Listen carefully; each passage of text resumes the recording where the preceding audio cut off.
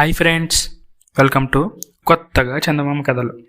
ఈ రోజు నుంచి మనం ఇంకో కొత్త సిరీస్ స్టార్ట్ చేద్దాం. అదే గుణసుందరి సిరీస్. ఈ సిరీస్లో ఫస్ట్ కథ ఇప్పుడు చెప్పుకుందాం. పూర్వకాలమందు దారానగరాన్ని ఉగ్రసేన మహారాజు పరిపాలిస్తూ ఉండేవాడు. ఆయనకు ఆగ్రహం వచ్చినా అనుగ్రహం వచ్చినా పట్టపగ్గాలుండవు. ఆ మహారాజుకి రూపసుందరి, హేమసుందరి, గుణసుందరి అని ముగ్గురు కూతుళ్ళు.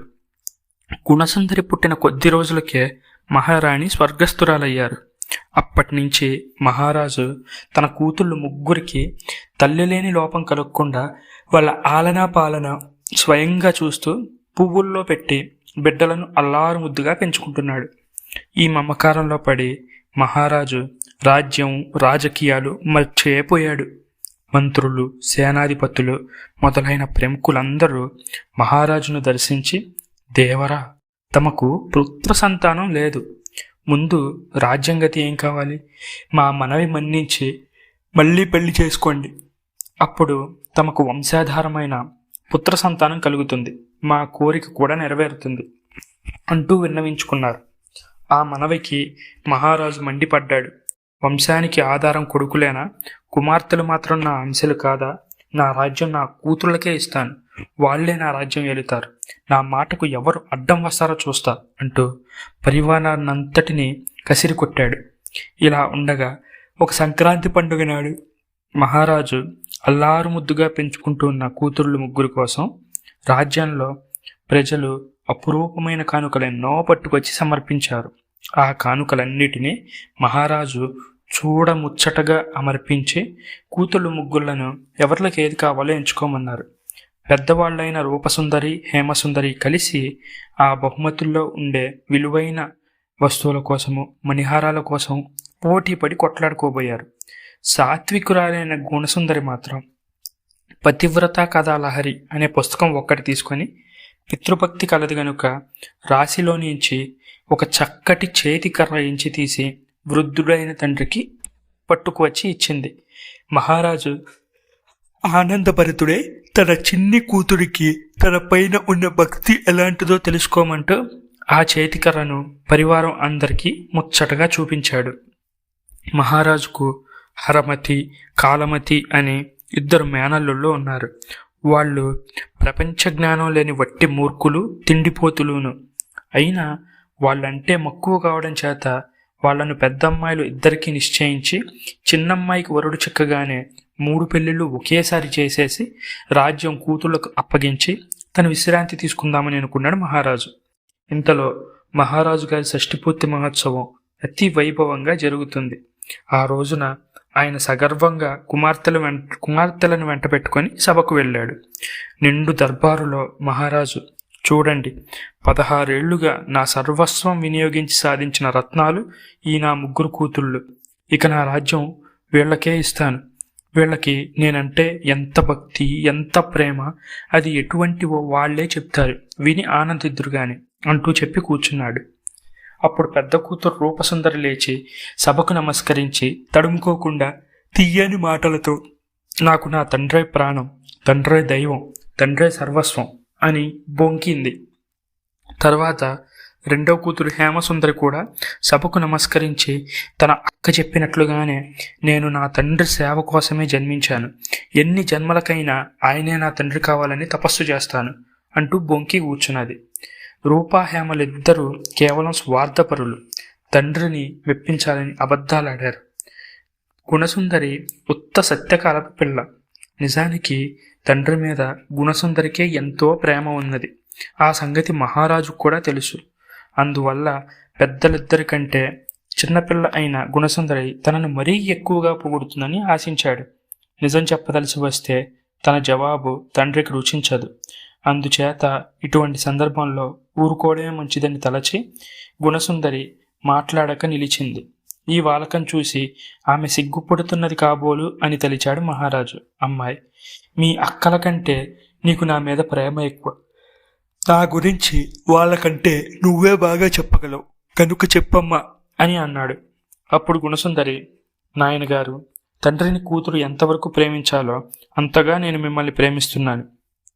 కానీ స్త్రీకి భర్తే సర్వస్వం. వివాహమైనప్పటి నుంచి సతికి పతిని సేవించడమే విధాయకం అంటూ మనసులో ఉన్న మాట దాపరికం లేకుండా వెల్లడించేసరికి మహారాజు ఉగ్రుడైపోయాడు. కృతజ్ఞురాల, పిచ్చిగా మాట్లాడుతున్నావు.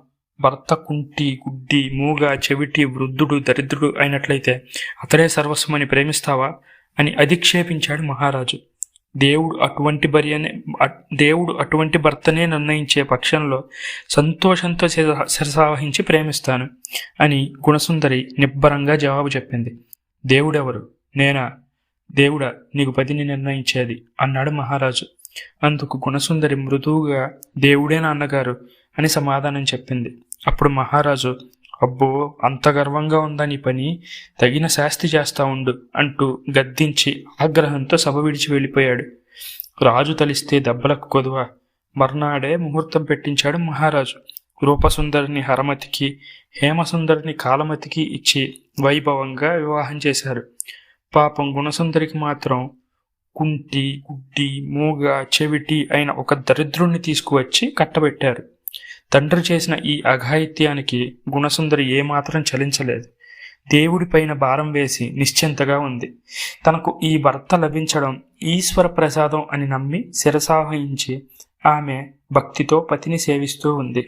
పెళ్లి అయిన మరుక్షణం నుంచి రూప, హేమలు వాళ్ళ అందచందాలకు ఉబ్బిపోతూ తమ తమ అదృష్టాలకు మిడిసిపోతూ భర్తలతో కలిసి చెల్లిని, మరిదిని వేళాకోళం చేయడం ప్రారంభించారు. ఎవరు ఏమనుకున్నా, ఎన్నెన్ని తిప్పలు పెట్టినా గుణసుందరి మాత్రం వాటిని పాటించక ఓర్చుకుంటూ ఉంది. దైవాన్ని నమ్మిన వాళ్ళకి ఎప్పటికీ చెరుపు లేదంటారు పెద్దలు. మొదటి నుంచి దేవుణ్ణే నమ్ముకుని ఉన్న గుణసుందరి జీవితంలో తలవని తలంపుగా ఒక చిత్రమైన మార్పు వచ్చింది. మహారాజు గుణసుందరికి శాస్తి చేద్దామనే సంకల్పంతో ఏరి కోరి తెచ్చిన ఆమె భర్త నిజానికి అందరూ అనుకున్నట్టు కుంటివాడు కాదు, గుడ్డివాడు కాదు, మూగవాడు కాదు, చెవిటివాడు కాదు.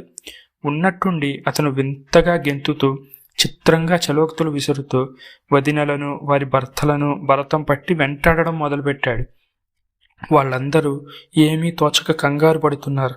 ఈ విధంగా రాజావారి చిన్నల్లుడు వింతగా విజృంభించేసరికి కోటంతా ఒక కొలిక్కి వచ్చింది. ఈ హడావిడి అంతా తెలిసి మహారాజు తాను పరిగెత్తుకుంటూ వచ్చి కళ్ళారా చూశాడు. తాను గుణసుందరికి పాఠం చెప్పాలని ఇదంతా చేస్తే ఈడెవడో తనకే శాస్తి చేశాడే అని మహారాజు మండిపడుతూ, ఎవడ్రా నువ్వు, నీ ఆగడం, నన్నే మోసం చేశావే, చూసుకో నీ పని ఏమవుతుందో అని గర్జించాడు. అందుకు గుణసుందరి భర్త ఠీవిగా నించోని, నేను నీ ముద్దుల అల్లుణ్ణి, దైవాధీనాన్ని అంటూ చిద్విలాసంగా నవ్వాడు. దీంతో ఆవేశపూరితుడైన మహారాజు కంపరం ఎత్తి దైవాధీనాన్ని కొట్టబోయి పట్టుదప్పి దవాలన కింద పడ్డాడు. ప్రమాదకరమైన దెబ్బలు తగలడం వల్ల మహారాజు లేవలేకపోయాడు. ఆ పొరపాటు గ్రహపాటై ఆయన్ను మంచం పట్టించింది. గుణసుందరి దుఃఖిస్తూ తండ్రి వద్దకు వెళితే, ఇది నా చావుకు పుట్టింది, వాడిదో పెంపకం, వీళ్లను సాగనంపండి అని మహారాజు ప్రేలాపించాడు. అక్కలిద్దరూ ఆమెను చూసి, పుట్టినప్పుడు అమ్మను చంపేశావు, పెళ్లినాడు అయ్యను మంచం ఎక్కించావు, చాలే అని కసిరి కొట్టారు. ఈ మాటలకి గుణసుందరి భర్తకు పౌరుషం వచ్చింది. భార్యను తీసుకుని తిన్నగా మామగారి దగ్గరకు వెళ్ళి, ఎప్పటికైనా మేమే నీకు దిక్కయ్యేది, జ్ఞాపకం ఉంచుకో అని హెచ్చరించి దైవాధీనం భార్యతో సహా కోట దాటి వెళ్ళిపోయాడు. ఆ నగరు చివర ఒక గూడెంలో దైవాధీనం కాపురం పెట్టాడు. రాచకోటలోని రణగుణ అంతా ఊళ్ళు దాటి, కోటలు దాటి ఈ గూడానికి కూడా ముందే తెలిసిపోయింది. రాజ్యలక్ష్మి కోట విడిచి తను గూడానికి వచ్చిందని సంతోషపడుతూ ఆ గూడెం వాళ్ళు దైవాధీనానికి, గుణసుందరికి భక్తితో స్వాగతం ఇచ్చారు. క్షణంలో వారు ఆమె కోసం ఒక పర్ణశాలను తయారు చేశారు. కుటుంబానికి కావలసినవన్నీ చిటికలో సమకూర్చి పెట్టారు. ఈ విధంగా ఇప్పుడు గుణసుందరికి వింత భర్తతో కొత్త కాపురం ప్రారంభమైంది. పాపం తండ్రి అవస్థ తలుచుకుంటే పొరలి వచ్చే దుఃఖాన్ని దిగమింగుకొని భక్తి శ్రద్ధలతో ఆమె భర్తను సేవిస్తుంది. మహారాజు మంచం పట్టగానే ఇంట్లో అంతా రూపాహేమల శాసనంగా ఉంది. గుణసుందరి పూజించుకుంటూ ఉండే శ్రీ రాజరాజేశ్వరి విగ్రహం, ఆమె నిత్యపారాయణ చేసుకునే పతివ్రత కథాలహరి పుస్తకం, ఈ రెండూ ఇంట్లో ఉండడం వాళ్లకు అనర్థకంగా దోచింది. అందువల్ల వాటిని తీసి పారేయించబోయారు. ఈ సంగతి దాది మీనాదేవికి తెలిసింది. మీనాదేవి గుణసుందరికి తల్లితో సమానురాలు. ఆ అభిమానం చేత గుణసుందరికి అపచారం జరగకుండా రాజేశ్వరి విగ్రహము, పతివ్రత కథాలహరి పుస్తకము, అవసరమైన కొన్ని నగలు, బట్టలు ఒక కావడి పెట్టెలో పెట్టి అది పట్టించుకొని గుణసుందరికి ఇచ్చి వద్దామని ఆమె గూడానికి బయలుదేరింది. దాది మీనాదేవి ఇంటికి రాగానే ఆమె తన స్థితి చూసి ఎక్కడ జాలి పడిపోతుందో అని తలచి గుణసుందరి లేని సంతోషం తెచ్చిపెట్టుకొని తండ్రి క్షేమ సమాచారాలు అడిగింది. ఆమె తెచ్చిన వస్తువులు చూసి, ఇవన్నీ ఏమిటి? రాజుగారి సొత్తు పూచిక పుల్లైనా నాకు గిట్టదు, పట్టించుకుపోవలసిందే అన్నాడు దైవాదేను. అప్పుడు మీనాదేవి, పోని వీటినైనా ఉంచుకోండి అని చెప్పి దీనంగా బతిమాలుతూ దేవి విగ్రహాన్ని, పతివ్రత కథాలహరి పుస్తకాన్ని విడిగా తీసిపెట్టింది. దైవాధీనం భార్య వైపు చిలిపిగా చూసి, అవ్వ వీటిని మనకు పెడుతుందా? సరే ఉండని అన్నాడు.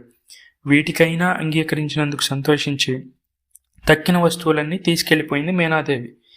ఇక దైవాధీనం పైకి ముసలివాలకంగా కనబడినప్పటికీ పడుచు వాళ్లను మించి వింత వింత ప్రజ్ఞలు, విశేషాలు ప్రదర్శిస్తున్నాడు. ఇందుకు అబ్బురపడి గూడెంలో ప్రజలందరూ అతనికి జయజేలు కొడుతున్నారు. నిజానికి అతనికి చేతగాని పనే లేదు. బొమ్మలేస్తాడు, సంగీతం పాడతాడు, నాట్యం చేస్తాడు. ఇలా రోజుకొక ప్రజ్ఞతో ప్రసన్నుడవుతూ గుణసుందరికి, గూడెం వాళ్లకు ఆశ్చర్యం కలిగిస్తున్నాడు. ఇదంతా చూసి ఆమె తన భర్త గొప్ప ప్రజ్ఞాశాలి అని, అతనిలో ఉండే రహస్యాన్ని కనపెట్టాలని ఉద్దేశంతో ఉంది. ఇక్కడ మంచంలో పడిన మహారాజు యమయాతన పడుతున్నాడు. కూతుళ్ళు, అల్లుళ్ళు అస్తమానం తన ఎడుతుట కనబడుతూ ఉండాలంటాడు. వాళ్ల సుఖాలు మానుకొని కనిపెట్టుకుని ఉండి ఉపచారం చేస్తారా? చేసిన ఎన్నాళ్ళు? తండ్రే తమ సర్వం అని బొంకిన పెద్ద కుమార్తెలు ఇద్దరు తండ్రి పట్ల దయాదాక్షిణ్యం లేకుండా రాజ్యం తమకు ఎప్పుడు వస్తుందా అని ఎదురు చూస్తున్నారు. మహారాజుకు ఏ రోజుకు ఆ రోజు వ్యాధి విషమిస్తుంది. శస్త్రచికిత్స చేస్తే గాని బతకడని ఆస్థాన వైద్యుడు చెప్పాడు. బలవంతంగా అయినా సరే శస్త్రచికిత్స చేయమన్నారు రూపాహేమలు. కూతుళ్ళని చూసి, ఇదేనా మీ ప్రేమ? చూస్తూ చూస్తూ నన్ను కోయిస్తారా అంటూ మహారాజు గగ్గోలు పెట్టాడు. ఇక్కడితో ఈ సిరీస్కి మనం బ్రేక్ ఇద్దాం. అంటే నెక్స్ట్ పార్ట్ని నేను తర్వాత చేస్తాను అన్నమాట. ఒకవేళ ఇది విన్నాక మీకు నెక్స్ట్ పార్ట్ కూడా వెంటనే వినాలి అనిపిస్తే కామెంట్ చేస్తే నేను వీలైనంత తొందరగా ఆ పార్ట్ కూడా చేయడానికి ట్రై చేస్తాను.